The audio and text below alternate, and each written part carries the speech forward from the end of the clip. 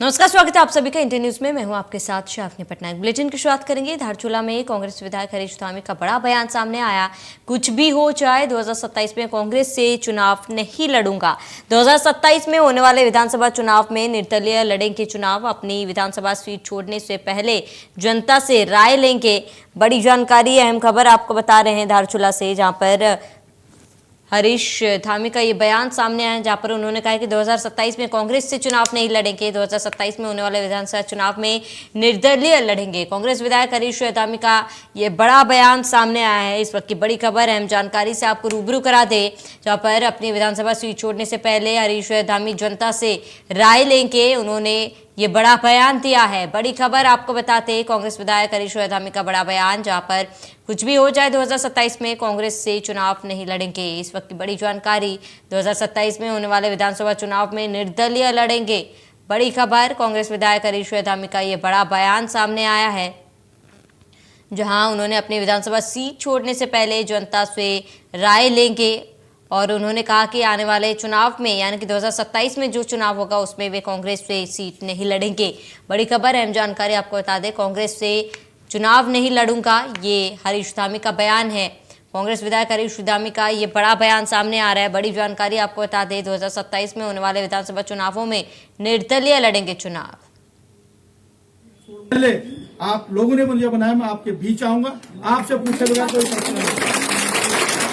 ये आप नहीं मानिए, जब तक आपको नहीं पूछूंगा आप लोगों को, तब तक मैं सीट छोड़ूंगा नहीं। लेकिन इतना जरूर है कि मैं आज घोषणा कर रहा हूं कि 27 का चुनाव, चाहे कांग्रेस की सरकार बन भी रही होगी, मैं कांग्रेस के टिकट पर चुनाव नहीं लड़ूंगा, क्योंकि बर्दाश्त की बहुत हद होती है। ज्यादा जानकारी के लिए संवाददाता रोहित सोनी हमारे साथ जुड़ चुके हैं। रोहित सोनी, इस पूरे खबर पर क्या अपडेट है? बिल्कुल, देखिए, जिस तरह से चर्चाएं चल रही थी, क्योंकि जब नेता प्रतिपक्ष प्रदेश अध्यक्ष और उप नेता प्रतिपक्ष के नाम का ऐलान, उसके बाद से ही हरीश धामी समेत तमाम विधायक जो है नाराज चल रहे थे, क्योंकि तो बड़ी जानकारी आपको बता दें, विधानसभा सीट छोड़ने से पहले जनता से राय लेंगे। और अपनी विधानसभा सीट छोड़ने से पहले उन्होंने कहा कि वे जनता से राय जरूर लेंगे। हालांकि आने वाले चुनाव में वो कांग्रेस से चुनाव नहीं लड़ेंगे, इस बात का ऐलान उन्होंने कर दिया है। बड़ी जानकारी, अहम खबर से आपको रूबरू करा रहे हैं। तो रोहित सोनी संवाददाता हमारे साथ बने हुए। रोहित, इस पूरे मामले में क्या अपडेट है?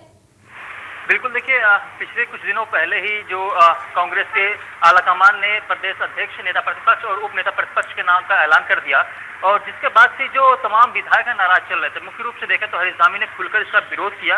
तमाम विधायक भी इसके नाराजगी के श्रेणी में बताए गए। प्रीतम सिंह भी जो पूर्व नेता प्रतिपक्ष रह चुके हैं, वो भी नाराज चल रहे हैं। और इसको लेकर के अब हरीश धामी ने एक बड़ा बयान पहले भी जारी किया था, जब इंडिया न्यूज पर उन्होंने एक्सक्लूसिव बातचीत भी की थी। उस दौरान भी उन्होंने कहा था कि अब कांग्रेस का झंडा और डंडा वो नहीं उठाएंगे।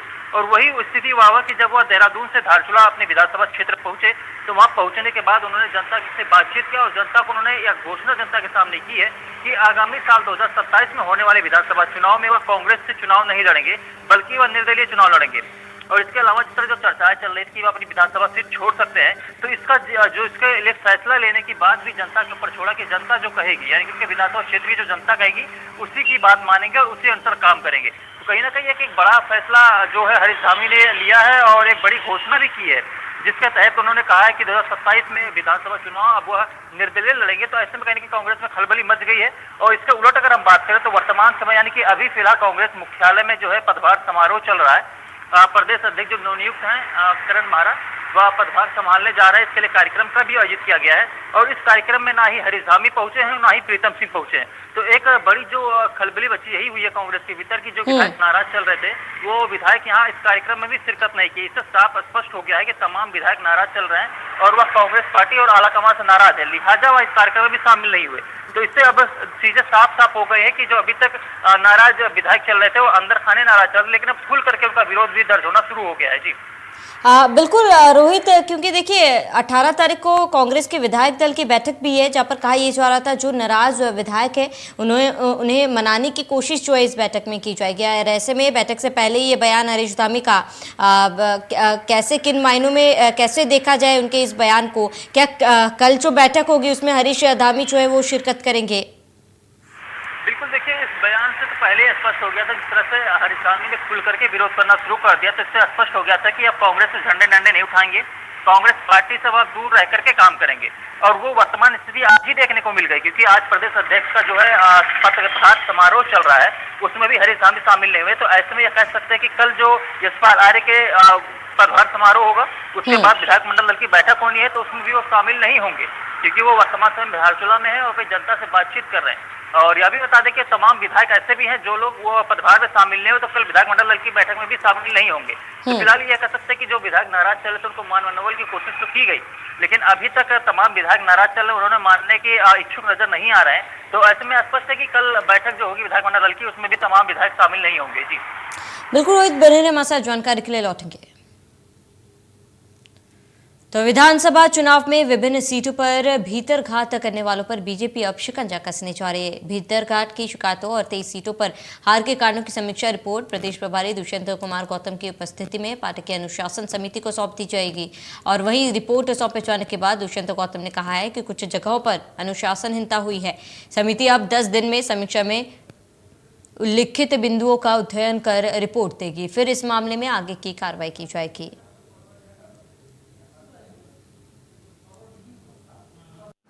सभी विधानसभाओं पर कुछ कंप्लेंटें आ रही थी चुनाव को देखते हुए, और उन्हें सारे वरिष्ठ अपने कार्यकर्ताओं को सब विधानसभाओं में भेजा था। वहाँ से कुछ रिपोर्ट वो लेकर आए हैं। कुछ जगह अनुशासनहीनता भी हुई है, उसके सत्यापन के लिए अब हमने अनुशासन समिति जो है उनको दे दी है रिपोर्ट, और वो आने वाले समय में जब भी हफ्ते 10 दिन में रिपोर्ट देंगे, फिर उस पर संगठनात्मक बैठकर चर्चा करेंगे सभी लोग, और क्या कार्रवाई करनी है उस पर निर्णय करेंगे।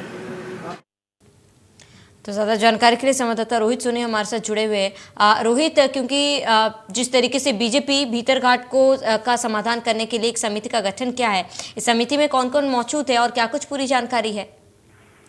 बिल्कुल, देखिए शुरू से चर्चाएं चल रही थी, जबकि जब चुनाव हुआ था, चुनाव से पहले ही तमाम विधायकों ने आरोप लगाए थे कि उनकी विधानसभा सीट पर जो है भीतरघात हुआ है, और इसको लेकर के आलाकमान ने निर्देश दिए थे कि इसकी पूरी जांच होगी और जो भी इसमें दोषी होंगे उसके खिलाफ अनुशासनहीनता के खिलाफ कार्रवाई की जाएगी।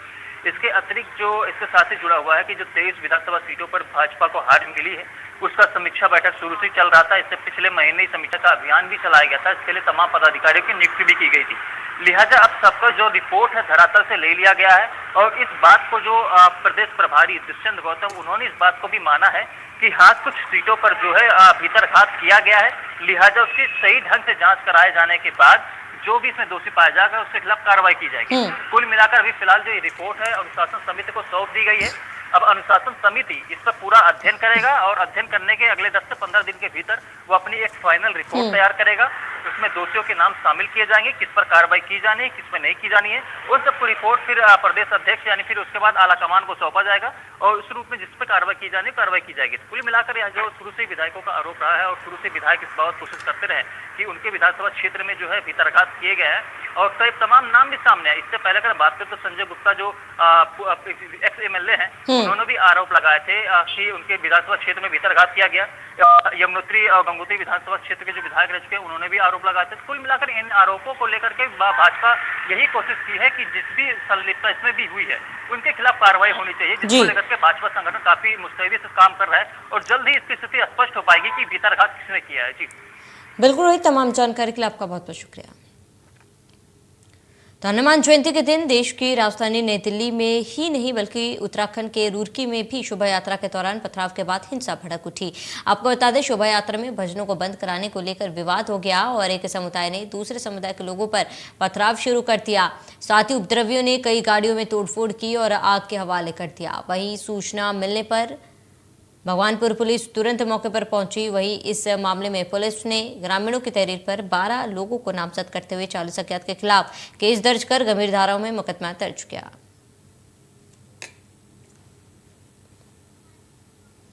ज्यादा जानकारी के लिए संवाददाता प्रिंस शर्मा हमारे साथ जुड़ चुके हैं। प्रिंस, क्या कुछ पूरी जानकारी है, क्योंकि जिस तरीके से हमने देखा देश की राजधानी दिल्ली में भी उपद्रवियों ने हिंसा भड़काया, और अब ये खबर रुड़की से भी सामने आ रही है। कब की ये घटना है, क्या कुछ पूरी जानकारी है?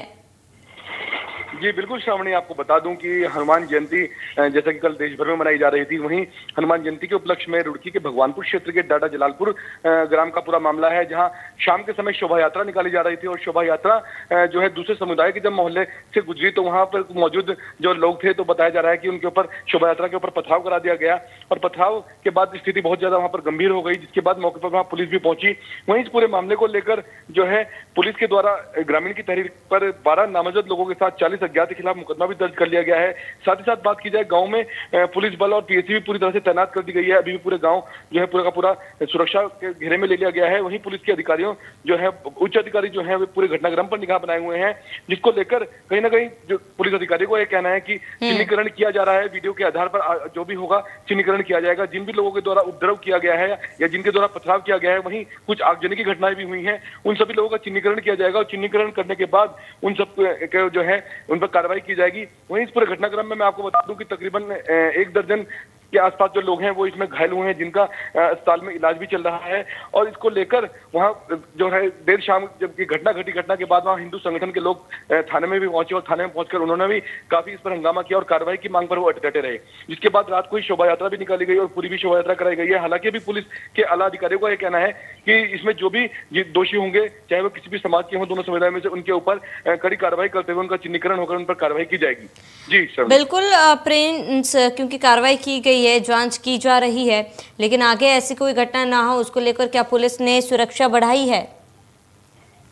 जी बिल्कुल श्रावणी, आपको बता दूं कि इस घटना को लेकर हालांकि रात से ही पुलिस अमला वहां पहुंच गए थे। पुलिस के आला अधिकारी, एसएसपी हरिद्वार समेत जितने भी अधिकारी थे पूरे अधिकारी पहुंचे हैं। आज की हम बात करें, आज भी वहां मौके पर पूरा पुलिस बल वहां पर मौजूद है। पुलिस बल के साथ साथ पीएसी के जवान भी वहां पर फिलहाल वहां पर इकट्ठा किए गए हैं। साथ ही साथ भगवानपुर की बात नहीं करें, आसपास के जितने भी इलाके हैं, इलाकों में भी पुलिस बल गश्त कर रहे हैं ताकि किसी इस तरह की अनहोनी दोबारा न घट सके और कोई इस तरह का मामला जो है सांप्रदायिक मामला न भड़क सके, जिसको लेकर पुलिस बल पूरी तरह से मुस्तैद हो गया है। और सभी ग्रामीणों से भी अपील की जा रही है कि ग्रामीण इस मुद्दे को लेकर ज्यादा भड़काने वाले किस तरह के बयानबाजी ना करें और इस मुद्दे को लेकर क्षेत्र में जो है सौहार्द की भावना को बनाए रखें। जी श्रावणी। बिल्कुल प्रिंस, तमाम जानकारी के लिए आपका बहुत बहुत शुक्रिया।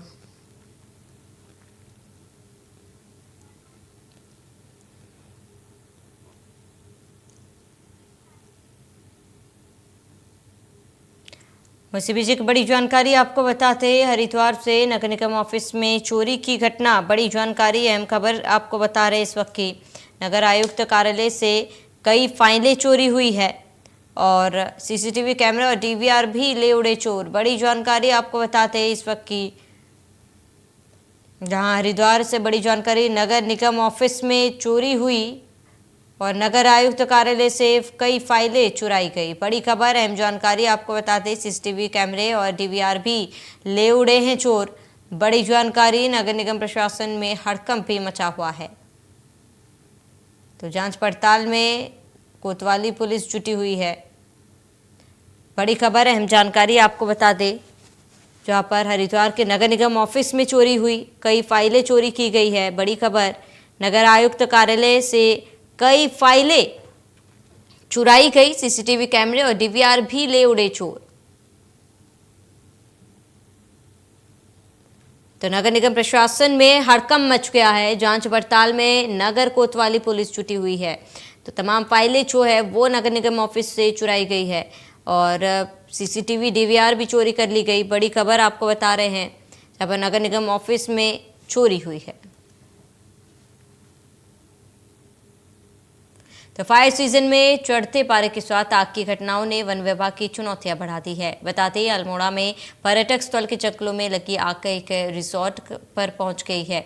वहीं मामले को लेकर वन अधिकारियों ने बताया कि जंगल में आग लगाने वाले 7 लोगों को पकड़ लिया है और उन पर कार्रवाई की जा रही है। रिसोर्ट में आग लगने की सूचना पर मौके पर पहुंची फायर सर्विस की टीम ने बहुमुश्किल रिसोर्ट में लगी आग पर काबू पाया, लेकिन तब तक रिसोर्ट के रेस्टोरेंट की छत जलकर राख हो गई। गनीमत रही कि कोई जनहानि नहीं हुई।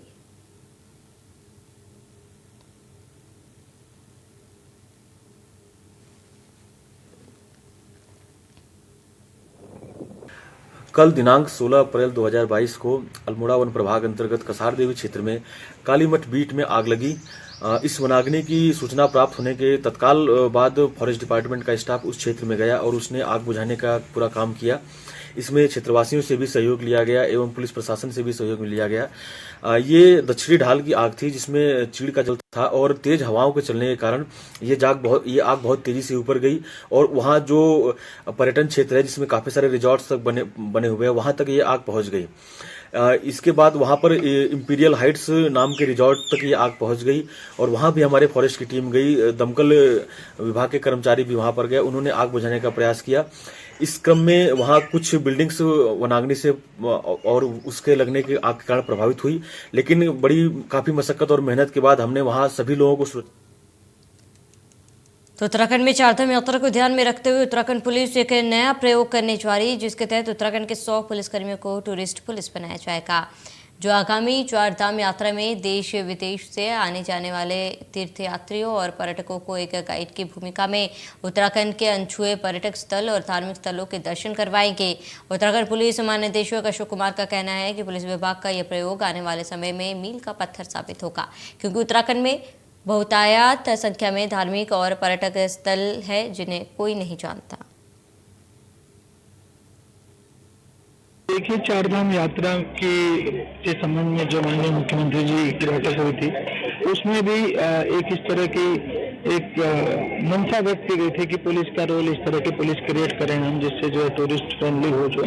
तो उसी अवधारणा के चलते हमने टूरिस्ट पुलिस का वो जो है दोबारा से रिवाइव करने का निर्णय लिया है और उनको एक सप्ताह का प्रशिक्षण दिया है। कुछ इनमें पुराने कोर्स किए हुए हैं, कुछ नए हैं और उनको बेसिक सॉफ्ट स्किल से लेकर के बेसिक इंग्लिश की स्किल से लेकर के कम्युनिकेशन स्किल से लेकर के टूरिज्म के बारे में पूरा उनको जो है कोर्स कराए गए हैं।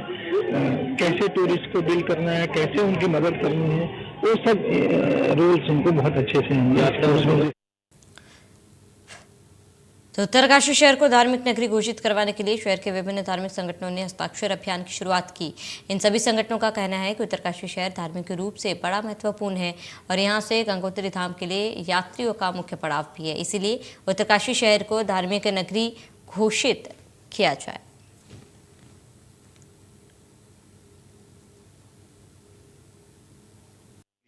ये अभियान चलाया जा रहा है एक सराहनीय है, क्योंकि उत्तरकाशी का काशी विश्वनाथ की नगरी का एक अलग अपना इतिहास रहा है। ये विश्वनाथ की नगरी है, तपस्वी नगरी है और ऋषिकेश हरिद्वार जो धर्म नगरी घोषित की गई है, उसी की तर्ज पर उत्तरकाशी को भी जो है धर्म नगरी घोषित किया जाए। उत्तरकाशी को धार्मिक नगरी घोषित करने के लिए उत्तरकाशी में हस्ताक्षर अभियान रामनवमी से शुरू किया है।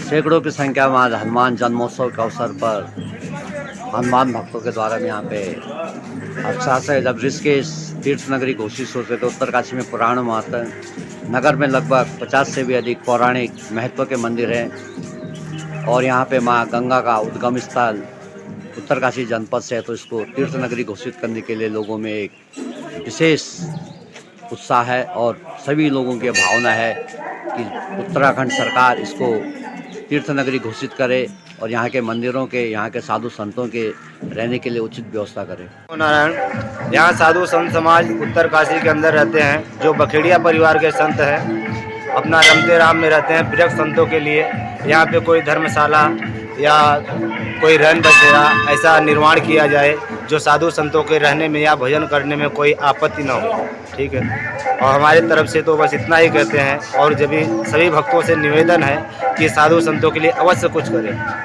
ओम नमो नारायण। तीर्थ नगरी के लिए क्या है आपका? तीर्थ नगरी के लिए भगवान की यहाँ थोड़ा गंगा में साफ सफाई नहीं है, गंगा को साफ सफाई किया जाए। गंगा में लीद घोड़े की डाल रहे हैं, गंदगी डाल रहे हैं, मल मूत्र डाल रहे हैं। इसके लिए कमेटी बनाओ या उत्तरकाशी के जितने भी व्यक्ति हैं, लोग हैं, इसको स्वच्छ रखे गंगा। तो केंद्रीय वित्त राज्य मंत्री पंकज चौधरी बीजेपी के सामाजिक न्याय पखवाड़ा के तहत एक दिवसीय दौरे पर उधम सिंह नगर पहुंचे, जहां पहले उन्होंने बीजेपी कार्यकर्ताओं के साथ बैठक की, जिसके बाद अधिकारियों के साथ विकास कार्यों की समीक्षा की गई। केंद्रीय राज्य मंत्री पंकज चौधरी ने स्वीकार किया कि देश में महंगाई बढ़ी है, लेकिन इसके लिए उन्होंने रूस यूक्रेन युद्ध को जिम्मेदार ठहराया। उन्होंने कहा कि मोदी सरकार जल्द ही महंगाई पर नियंत्रण कर लेगी। साथ ही पंकज चौधरी ने कहा कि महंगाई सप्लाई और पूर्ति का एक पार्ट है और इस समय रूस और यूक्रेन के युद्ध के चलते थोड़ी महंगाई है, लेकिन केंद्र सरकार जल्द ही महंगाई पर काबू पाएगी।